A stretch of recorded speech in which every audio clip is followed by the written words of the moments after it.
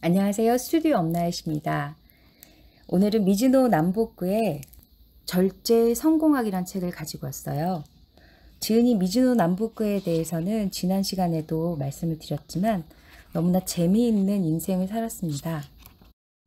일본의 대사상가이자 운명학자인 미즈노 남보쿠는 어려서 부모를 잃고 대장장이를 했던 작은 아버지 밑에서 키워졌습니다. 10세부터 술을 배우고 도박을 일삼고 하루가 멀다 하고 싸움을 일으키다가 결국 18 되던 해에 유흥비를 위해 도둑질을 해서 감옥에 가게 됐습니다. 반년 동안 감옥에 있으면서 남보쿠는 밖에서 보아왔던 사람들과 감옥에 들어오는 사람들이 꽤 많이 다르다는 사실을 발견했습니다. 감옥에서 죄인들을 관찰하던 남보쿠는 감옥에서 나오자마자 자기의 인생이 궁금해서 관상가를 찾아갔습니다. 1년 안에 칼에 맞아 죽을 상이니 이 길로 속히 절에 가서 출가하기를 청하시오.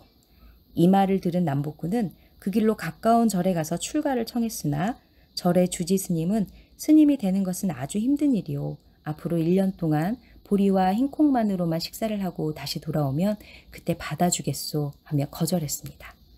남보쿠는 바닷가에서 짐꾼으로 힘들게 일하면서도 살기 위해 보리와 흰콩만을 먹고 술도 끊고 버텼습니다.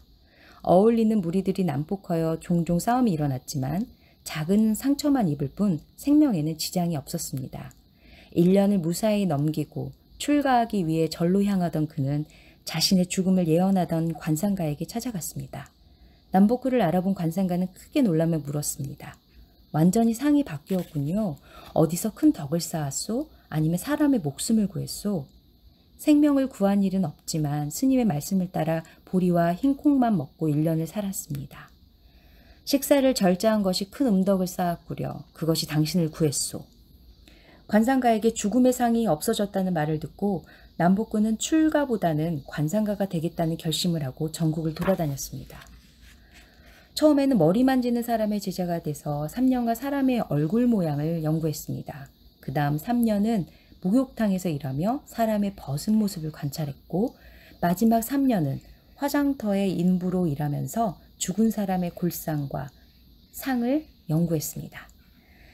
그렇게 9년간의 수업을 마친 후에 관상가로 세상에 알려지게 되었습니다. 남보쿠는 상을 볼 때 좀 의심쩍으면 옷을 벗기고 체상과 골격까지도 감정하여 백발백중 틀리지 않았다고 합니다. 또 사람이 오면 일부러 거친 음식을 대접하여 어떤 식으로 대응하는지 관찰하여 운명을 판단하기도 했습니다. 네, 미즈노 남보쿠는 노년에 거대한 저택에 큰 창고만 7동이 되었으나 보리 한 옥반, 술 한 옥, 반찬은 일탕일체의 간소한 식사를 하였고 쌀은 물론 쌀로 만든 떡도 먹지 않았다고 합니다. 일본 조정에서 대일본, 일본 중조라는 파격적인 칭호까지 받은 미즈노 남보쿠는 1757년에 태어나 75세까지 살았습니다. 네, 미즈노 남보쿠의 책을 편저한 류건 씨의 편저에서 좀 읽어드리고 싶은 부분만 읽어드릴게요. 진리는 곁에 있었습니다. 오늘 하루 마주하는 한 끼, 그 식사에 모든 것이 들어있습니다. 오늘 하루 만나는 그 사람의 모든 것이 들어있습니다. 오늘 하루 바람에 굴러 발에 걸린 작은 쓰레기에 들어있습니다. 더 높은 뜻은 그렇게 세상 모든 것에 깃들어 있습니다. 책이 유명해지자 의외로 보리밥을 먹으면 되느냐, 메밀을 섞는 것이 좋으냐, 진짜 쌀을 먹지 않아야 하느냐 등의 질문이 많았습니다. 책은 처음부터 끝까지 절제를 말하고 있는 것이지 무얼 먹거나 먹지 말라는 식이요법을 이야기한 것이 아닙니다. 나름의 절제 계획을 세우면 됩니다. 음식 절제가 죽어도 어렵다면 자기가 가진 해진 옷가지 하나라도 아끼는 마음가짐을 갖는 것이 절제의 시작일 수 있습니다. 시대적 한계와 지역적 한계가 있어서 직접적으로 예수님을 언급하고 있진 않지만 예수님 말씀을 듣는 것처럼 느껴지는 구절이 참 많습니다. 불자들에게는 진정으로 부처님을 닮으라고 권합니다. 이런 이유인지 많은 교회와 불교단체에서 책을 구매해 사람들에게 나눠주기도 했습니다.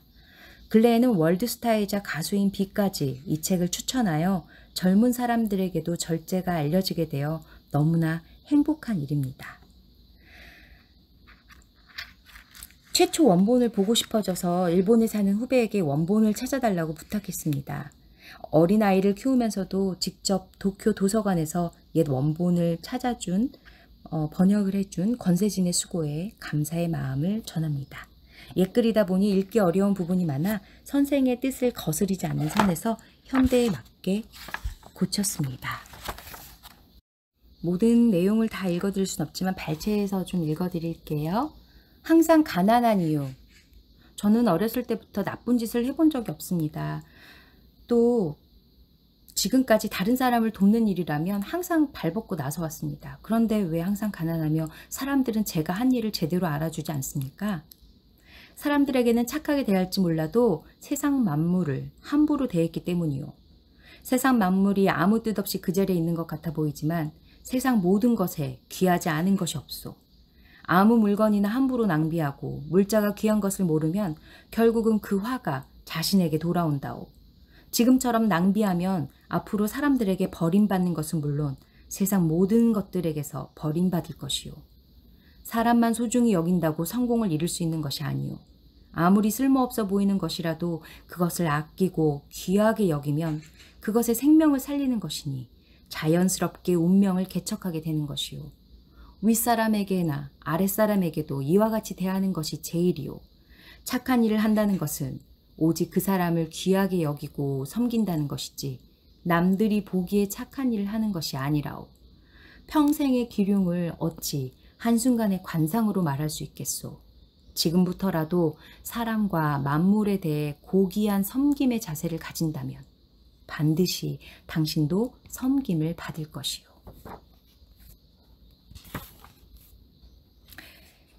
운은 누구에게나 있다. 젊을 때부터 운이 없어서 고생만 하고 살았습니다. 저에겐 언제나 운이 따를까요? 당신뿐 아니라 세상의 많은 이들이 운이 없다고 하늘을 원망합니다. 그러나 운은 있고 없음과 좋고 나쁨의 경계가 없습니다. 사람의 운이라는 것은 우리의 몸의 기운에 따라 달라집니다. 태양이 하늘을 순행하듯 몸에도 천지의 기운이 순행합니다. 이것을 운이라고 합니다. 사람은 하늘의 뜻으로 그 신체가 생깁니다. 그래서 운이 명이 되는 것입니다. 귀천을 불문하고 사람은 다 하늘로부터 운을 받아서 삽니다. 운에 따라 명이 달라지기 때문에 천운이 다하면 명도 없어집니다. 죽는다는 것은 기운이 몸을 떠나는 것을 말합니다. 그러므로 사람이 살아있는 동안에는 항상 운은 내 몸 안에 있는 것입니다. 운은 항상 몸에 깃들어 자연의 이치와 함께 돌아가므로 마음가짐과 몸가짐이 바르면 좋은 운이 되고 그렇지 않으면 나쁘게 됩니다. 먼저 마음가짐과 몸가짐을 제대로 하면 절대로 운이 나빠 고생을 하는 일은 없을 것입니다. 쓸데없는 자존심은 버려라. 저는 일찍 성공하여 많은 사람들의 부러움을 받아왔습니다. 어떤 일을 해도 그 능력을 인정받았으나 근래에 큰 실패를 겪은 후에 완전히 주저앉았습니다. 어떻게 해야 합니까? 지금 당신이 겪는 어려움은 다른 사람을 함부로 대하고 자신의 능력과 자존심만 내세우면서 살아왔기 때문에 겪는 것이요. 당신이 승승장구하며 부귀영화를 누릴 때 다른 사람을 두루 살피지 않은 결과란 말이요. 그뿐 아니라 당신의 오만 때문에 실패를 거듭해도 아직도 자신의 능력만을 내세우고 다른 사람의 말을 듣지 않으니 헤어날 길이 보이지 않는 것이요. 지금 당신은 친척 중에 누가 진정으로 도와주려 해도 자존심 때문에 그 도움을 받지 않고 또 친구가 크게 슬퍼하며 충고하면 자신을 무시하는 말로 여겨버리지 않소? 옛날에 부귀영화를 생각하며 좋은 옷으로 갈아입고 유흥장으로 의기양양하게 뛰어드니 어찌 좋은 일이 일어나겠소? 지금 당장 바꾸지 않으면 끝내는 병까지 얻어 목숨이 위태롭게 될 것이요. 그렇지 않으면 그토록 소중히 생각하던 자존심마저 스스로 포기하고 누더기를 입고 시중을 방황하면서 조상을 욕되게 할 것이요. 당신이 지금 그 쓸데없는 자존심을 버리지 않으면 앞날은 너무 뻔한 일이요. 천하의 스승이 되는 법. 학자로서 명성은 있지만 아직 덕자라는 소리는 못 들었습니다. 어떻게 해야 덕자가 될 수 있습니까? 뛰어난 학자라고 모두 덕자가 될 순 없습니다. 진정으로 덕을 갖춘 사람이 되려면 어디에 있든 모든 행동이 도리에 어긋남이 없고 만물의 이치를 전심전력으로 이해하려고 노력해야 합니다. 이치를 끊임없이 추구하는 사람은 언젠가는 세상 모든 물질이 소중한 것을 깨닫게 됩니다. 살아있는 것이든 죽은 것이든 세상 만물 중 어느 것도 하찮은 것은 없습니다. 이것을 깨달은 사람은 삼가고 삼가기 때문에 자연스럽게 온 세상에 덕을 쌓게 됩니다. 덕자의 주위에는 세상 사람들이 그 덕을 흠모하여 모이고 따르기 때문에 마침내 천하의 스승으로 불리게 됩니다. 태생이 원래 좋지 않고 소인의 기질을 갖고 태어났더라도 덕을 쌓는 일을 게을리하지 않으면 학식이 높지 못해도 스스로 큰 사람이 될 수 있습니다. 자신의 능력으로 만물의 이치를 얻을 수 있다고 생각하는 사람은 절제하지 못하며 낭비를 일삼고 술과 고기와 음욕에 빠져 지내기도 합니다. 또 교만하여 남의 의견을 듣지 않고 마음대로 행동하고 자신의 성공이 대단한 것처럼 세상 사람들을 현혹하기도 합니다. 이런 사람은 사람 관계에 있어서도 한없이 다른 사람을 무시합니다. 자신은 비단 옷을 입고 가진 척해도 세상 사람들이 그 사람을 누더기 옷을 입은 거지보다 못하게 보고 앞에서는 아첨을 해도 뒤에서는 욕을 합니다. 누구나 천지의 이치를 깨닫지 못하면 나중에 늙어서 비단 옷을 입은 거지꼴이 됩니다. 부디 지금부터 열심히 정진하여 큰 덕자가 되길 바랍니다. 누구의 도움을 받을 것인가? 요즘 병이 끊이질 않습니다. 점점 경제 사정도 어려워지는데 주위 친척들은 부자면서도 도와주지 않습니다. 너무 야속합니다. 어떻게 해야 합니까? 사람은 남을 의지하려 할수록 약해집니다. 모든 일은 자신의 행동에 따라 기륭이 있는 것이지 다른 사람과 관련되는 것은 없습니다. 일부러 도와달라고 하지 않아도 세상에는 나를 지켜주고 도와주는 사람이 많습니다.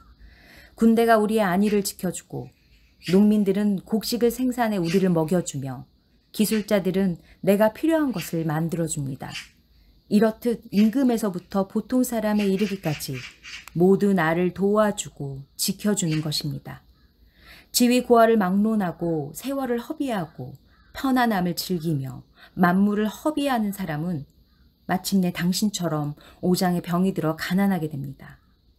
날 때부터 병이 많고 허약한 것이 아니라 스스로 그렇게 만든 것입니다. 남을 의지하고 야속해야 하기 전에 오로지 음식을 절제하고 검소한 생활을 실천하세요. 그러면 병은 저절로 낫고 경제적으로도 좋아질 것입니다. 음식 말고 성공을 즐겨라. 먹는 것보다 더 큰 기쁨이 있습니까? 먹고 싶은 것을 안 먹고 세상을 살아가면 무슨 낙이 있습니까? 벼슬아치는 높은 벼슬에 올라가는 것이 가장 큰 기쁨입니다. 농부는 풍작이 되어 알곡이 늘어나는 것이 큰 기쁨입니다. 기술자는 자신의 기술이 세상 누구보다 뛰어난 것이 가장 큰 즐거움입니다. 상인은 장사가 번창하여 큰 가업을 이루는 것이 기쁨입니다. 어찌 먹는 것 같이 하찮은 것을 이런 기쁨에 비할 수 있습니까? 만약 당신이 이런 것들이 즐겁고 기쁘지 않다면 음식으로 그 기쁨을 찾아도 될 것입니다. 음식을 즐기기 전에 먼저 성공을 즐기세요. 성공한 다음에 음식을 즐겨도 늦지 않습니다.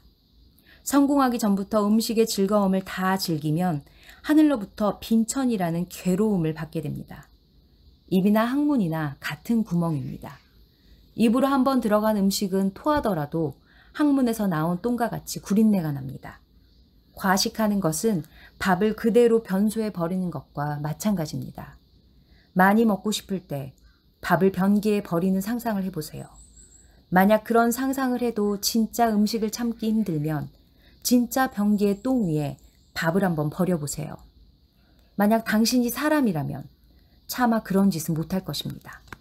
음식 절제를 못하는 것은 매일 밥을 똥 위에 던지는 것과 같으니 그 죄를 어떻게 씻으려 하십니까? 대붕이 될 것인가 참새가 될 것인가. 선생은 맛없고 거친 식사를 해야 성공한다고 하는데 나는 대붕, 한 번에 9마리를 날고 날개가 하늘을 뒤덮는다는 전설 속의 새인데 어찌 참새나 먹는 음식으로 생명과 성공을 보존할 수 있단 말이오? 알아보시겠습니다. 말씀하신 대로 대붕이나 참새에겐 다 분수에 맞는 식사가 있는 법입니다. 대붕은 음식을 배불리 먹지 않을 뿐 아니라 아무것도 먹지도 않습니다. 대붕은 냉수 외에는 먹지 않는다는 것을 모르십니까? 참새는 벌레, 나무 열매, 짐승의 똥까지도 파먹습니다. 제가 보기엔 당신 같은 사람은 참새보다도 못하군요. 그나마 참새는 배부르기 전에 그만 먹기 때문입니다. 당신은 아무 것이나 마음대로 먹고 차고 더운 거 가릴 것이 없이 배가 꽉 차도록 먹으니 어찌 참새보다 낫다고 하겠습니까? 그래도 말씀하시는 것을 들어보니 말재주는 좋은 것 같습니다. 마음은 참새보다 작고 먹기는 까마귀보다 못하면서 스스로 대붕이라고 말하는 것을 보면 말입니다. 폭식은 패가 망신의 지름길이다. 소식을 하다가도 쉬는 날에는 폭식을 하게 됩니다. 평소에 소식하면 가끔 많이 먹어도 괜찮지 않나요? 배가 불러도 억지로 먹고 닥치는 대로 아무거나 마구 먹는 사람들은 흐트러진 행동을 자주 보입니다. 마구 먹으면 정신도 흐트러지고 만사가 쉽게 풀리지 않습니다. 폭식을 자주 하면 평생 안정되지 못하고 유량하는 신세가 됩니다. 식사량이 일정하면 심신이 안정되고 모든 것이 순조롭게 풀리는 이치를 알아야 합니다. 아무리 재물이 많아도 폭식을 자주 하는 사람에겐 재물이 없어지는 것이 먼 일이 아닙니다. 식사량은 항상 일정한 것이 좋습니다. 음식은 모두 하늘에서 받았다는 뜻으로 철록이라고 합니다. 식사량이 일정하면 철록도 항상 같습니다. 재물은 철록이 변하여 생기는 것인데 폭식을 하면 철록을 줄임과 동시에 재물도 줄이는 꼴입니다. 만약 가업을 이끄는 주인이 마구 먹으면 그 집에서 일하는 사람들마저 똑같이 변해 결국은 그 집이 망합니다. 철록이 무한히 많을 것 같은 사람도 식사가 일정하지 않으면 일시에 철록이 없어집니다. 식사가 무절제하면 철록도 무절제해지기 때문에 장래가 어두워짐을 명심해야 합니다. 원래는 식사를 일정하게 했었는데 요즘 들어 부쩍 폭식과 과식의 횟수가 늘었습니다. 괜찮을까요?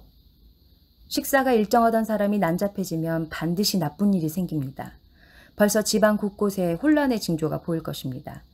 큰일이 닥쳐서 마음이 흐트러지면 식사가 자연스럽게 난잡해집니다. 마음에 여러 번민이 있으면 식사를 하지 않거나 한꺼번에 많이 먹게 됩니다. 이런 부류의 사람은 많은 재산을 상속받기로 되어 있어도 상속받지 못하고 병에 걸리거나 스스로 그 복을 차버립니다. 지금부터라도 엄격하게 절제하세요. 주는 것이 받는 것의 기본이다. 항상 소식을 하고 싶지만 초대받아 간 자리에서 음식을 남기면 버려지지 않습니까? 손님으로 초대받은 자리에서 많은 음식을 보고 배가 불러도 억지로 많이 먹는 사람이 있습니다. 참으로 안타까운 일입니다. 겉으로 버려지는 음식만 아까워하는 것은 하나는 알고 둘은 모르는 생각입니다. 음식이 소화되지 못하고 똥이 되는 것이 진정으로 버려지는 것입니다. 몸속이 쓰레기통도 아닌데 눈앞에서 버려지는 것만 아깝게 여기고 몸에 마구 집어넣으니 어찌 좋다고 하겠습니까? 이치를 아는 사람은 초대받은 자리에서도 많이 먹지 않습니다. 많은 음식을 앞에 두고도 먹지 않으면 이것이 그날의 음덕이 되어 큰 자비와 사랑으로 바뀝니다. 버려지는 음식으로도 다른 생명이 길러집니다. 겉으로는 음식을 낭비하는 것처럼 보여도 실제로는 다른 생명을 살리는 데 쓰입니다. 이것이 음덕이 되어 천지에 덕이 쌓이면 반드시 자신에게 돌아옵니다. 무릇 주는 것이 받는 것의 근본입니다. 내 생명을 아껴 다른 생명을 살리는 일만큼 크게 주는 일은 없습니다. 단 한 입이라도 배부르다고 생각되면 먹지 않는 것이 세상에 큰 선물을 안겨주는 것입니다. 아까워서 먹는 음식은 똥이 되어 자신의 덕을 저절로 없앱니다. 이렇듯 날마다 조금씩 덕을 잃기 때문에 성공하는 사람은 적고 가난한 사람은 많습니다. 좋은 운명을 만드는 소식. 소식이 좋은 운명을 만드는 이유는 무엇입니까? 소중하면서도 무서운 것이 음식입니다. 음식은 생명을 기르는 근본이며 평생의 기륭이 음식에서 비롯됩니다. 음식을 항상 절제하고 조심하라는 이유가 바로 이것입니다. 누구나 각자의 분수에 맞게 일생 동안 먹을 양식을 갖고 태어납니다. 분수에 맞지 않게 음식을 많이 먹으면 하늘의 규칙을 어기게 됩니다. 천리를 어기면 운명이 나쁜 길로 흘러갑니다. 언제나 소식하는 사람은 병으로 죽는 일이 거의 없습니다. 사는 동안 다른 고통도 없습니다. 하늘에서 준 수명을 다하고 죽기 때문에 죽을 때까지도 혈색과 맥이 좋은 경우가 많습니다. 귀한 위치에 있는 사람도 오래도록 좋은 자리에 머물고 싶으면 절제하며 소식해야 합니다. 이는 집안의 철록을 늘리는 것입니다. 소식하는 사람은 살아있는 동안에도 무병장수하고 큰 공덕을 쌓으며 죽어서는 그 공덕을 자손에게까지 넘겨줍니다. 환자에게 죽을 상이 나타나도 언제나 소식했던 사람이라면 죽지 않는 경우가 많습니다. 소식하는 사람은 적게 먹기 때문에 다른 생명을 허비하는 일이 적습니다. 이것이 자신도 모르는 동안에 하늘과 땅에 큰 덕을 쌓았던 것입니다. 소식하는 사람은 병에 잘 걸리지도 않지만 병에 걸려도 먹지 못하는 일은 없으며 쉽게 회복됩니다. 과식으로 병이 생기면 식사를 잘 못합니다. 장수할 운명이고 혈색이 죽지 않을 것처럼 보여도 과식하던 사람은 죽지 않는다고 장담할 수 없습니다. 이런 사람들은 비록 수명은 남아있을지라도 철록이 다해 죽습니다. 철록이 다하고 명만 붙어있기 때문에 먹지 못하고 오래 괴로워하다 죽습니다. 과식하는 사람들의 수명은 참 정하기 힘든 것입니다. 육체 노동을 하기 때문에 많이 먹어야 든든합니다. 저 같은 사람도 소식을 해야 합니까? 육체 노동을 하는 사람은 밥을 많이 먹는 것이 일반적입니다. 매일 중노동을 하는 사람은 앉아서 일하는 사람보다는 많이 먹어야 합니다. 겉으로는 스스로 일하는 것 같지만 진실은 음식이 일을 해주는 것입니다. 항상 음식에 감사해야 합니다. 노동의 많고 적음에 따라 식사량을 정하더라도 될 수 있으면 소식을 일상화하는 것이 좋습니다. 매일 먹는 밥은 그때그때 상황에 따라 한계가 있습니다. 각자에 맞는 식량이 있고 이것을 다 하늘이 내려다봅니다. 만약 중노동을 벗어나고 싶다면 조금 많이 먹더라도 절대 맛있는 것을 찾아 먹어서는 안 됩니다. 조식, 검소한 식사로 소식을 이어간다면 중노동을 벗어나서 입신 출세를 할 수 있습니다. 어느 정도 먹어야 적당히 소식하는 것입니까? 일반인들에게는 복팔부가 가장 좋습니다. 복팔부란 배에 8알 정도만 채워 먹으라는 말입니다. 어떤 사람은 한 공기만 먹어도 배가 차고 어떤 사람은 두세 공기를 먹어야 배가 부릅니다. 두 공기를 먹어야 배가 차는 사람은 한 공기 반을 먹는 것이 복팔부입니다. 하지만 대체로 한 공기만 먹어도 배에 알맞다는 느낌이 들 정도로 양을 줄이는 것이 좋습니다. 먹고 싶다고 생각하면 비위, 한의학적으로 소화를 담당하는 장부의 문이 저절로 열려 음식을 받아들이고 알맞다고 느끼면 비위가 닫힙니다. 비위가 닫혔는데도 계속 음식을 꾸역꾸역 먹으면 음식이 소화되지 않아 결국 병의 원인이 됩니다. 소화되지 않은 음식은 몸 곳곳에 독소로 퍼져 몸을 상하게 합니다. 대부분의 병이 이 과정을 거치는데 세상 사람들은 운이 없어 병에 걸렸다고 말합니다. 아무리 지식이 높고 훌륭한 사람이라도 음식을 절제하지 않으면 병에서 벗어날 수 없습니다. 운이 없어 병에 걸리는 일은 없습니다. 다른 사람을 돕는 방법. 어려운 사람을 도와주면 덕이 크게 쌓인다고 하는데 다른 사람을 돕는 방법을 알고 싶습니다. 그런 질문을 해주니 참 반갑습니다. 남을 도와주는 것은 덕을 쌓는 일입니다. 덕을 쌓는 일은 남 모르게 해야 합니다. 아무도 모르게 남을 도와주는 것을 음덕이라고 합니다. 적게 먹고 조금이라도 만물을 허비하지 않고 하늘과 자연의 은혜를 잊지 않아야 음덕을 쌓을 수 있습니다. 이런 뜻을 모르는 사람은 한 톨 곡식이 바닥에 떨어진 것을 보고는 크게 한탄하고 아까워하면서도 맛있는 반찬이 있으면 배부른 배를 두드리며 더 먹어서 똥을 만드는 사람입니다. 이렇게 살면 스스로 음덕을 해치는 것은 물론 자연의 이치마저 무너뜨립니다. 예로부터 녹이 없는 사람은 세상에 나오지 않는다고 했습니다. 자기 먹을 것은 갖고 태어난다는 얘기입니다. 식이 있어야 명이 있듯이 식이 다하면 명도 다합니다. 한 입 더 먹는 것은 천명을 줄이는 길입니다. 음식을 조금이라도 그릇 밑에 남겨서 살아있는 생물에게 베푸는 것이 큰 음덕이며 음식을 베푸는 것이 큰 자비입니다. 사람들은 흔히 돈으로 남을 도와주려 하는 경우가 많습니다. 물론 돈으로 아무도 모르게 도와주는 것도 음덕을 쌓는 길 중에 하나가 될 수 있을 것입니다. 그러나 천지 자연 속 이치에는 돈과 재물이라는 개념이 없습니다. 돈과 재물은 사람이 만들어낸 것이며 세상을 돌고 돌기 때문에 세상 모두의 것입니다. 먹을 양식에서 아끼고 아껴서 베풀어야 참된 도움을 주는 것입니다. 배불리 먹고 남은 음식을 베푸는 것은 덕을 쌓는 데 도움이 되질 않습니다.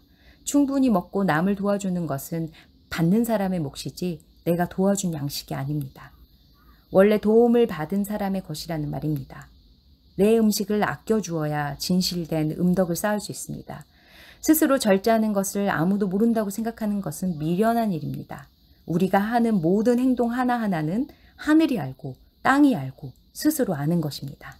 세상 누구도 자신을 속일 수는 없습니다. 스스로 아끼는 사람은 복을 몰고 다니며 가난해도 결국에는 부자가 되고 모든 흉악한 일도 비껴나갑니다. 이런 사람은 어디에 가도 사방팔방에 적이 없습니다. 음덕을 조금이라도 더 쌓고 싶으면 한 끼 식사에 반 공기를 줄여서 이것을 베풀도록 노력하세요.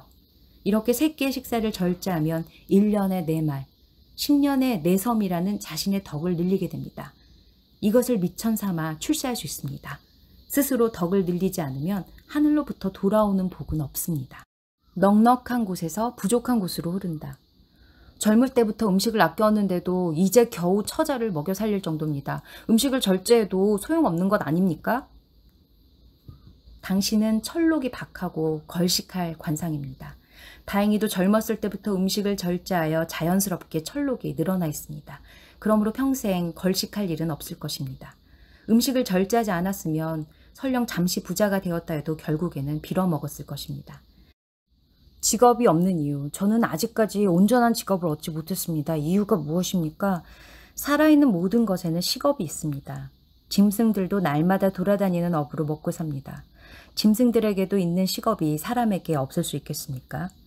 타고난 직업을 갖지 못하는 이유는 항상 제멋대로 먹어서 마음이 흐트러지고 게을러지기 때문입니다. 마음이 엄정하면 일을 못하게 하는 수많은 방해물을 뚫고서라도 일을 해냅니다. 오늘 일을 내일로 미루고 내일 일은 그 다음 날로 미루는 일이 반복되니 하늘로부터 받은 식업을 갖지 못하는 것입니다.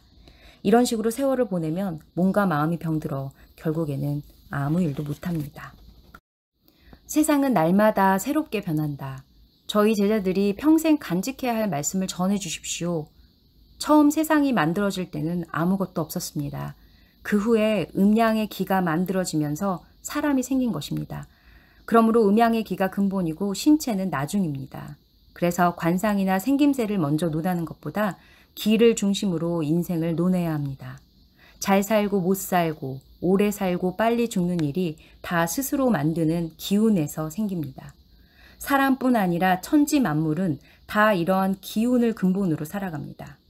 이런 음양의 기운을 보는 것이 내 관상법의 비법입니다. 우주의 기운은 너무 커서 눈앞에 있다 해도 쉽게 볼 수 없습니다. 관상은 먼저 우주의 기운과 세상의 이치를 근본으로 해서 스스로 덕을 배우고 몸을 삼가는 것이 첫째 일입니다. 만물은 모두 각자의 상을 가지고 있습니다. 하찮은 위물이라도 상을 갖지 않은 것은 없습니다. 세상 모든 것이 모양새와 살아가는 방법이 있는데 하물며 사람이 없겠습니까? 다른 사람의 운명을 보기 위해서는 우주가 돌아가는 이치를 알아야 하며 그래야 만물의 이치 또한 꿰뚫어 볼 수 있는 것입니다. 상을 보는 이유가 무엇입니까? 만인에게 우주의 이치와 세상 살아가는 이치를 가르치고 베풀기 위함입니다. 스스로의 안위와 편안함을 위해 상을 보는 것은 이치에 어긋나는 일입니다. 그렇다면 만인에게 세상의 이치를 알려주는 이유는 무엇입니까? 만인으로 하여금 만물을 사랑하게 하여 온 세상이 자비와 사랑으로 가득 차게 하는 것입니다. 세상 사람들에게 이치를 가르친다고 그것이 자신의 덕이라고 생각하면 안 됩니다. 자신이 다른 사람을 가르치는 것도 다 천지 자연의 덕이지 스스로의 덕은 아닙니다. 이렇게 스스로 겸손함으로써 점차 깨달음에 이르게 되면 자연스럽게 다른 사람이 추앙하는 사상가가 되는 것입니다.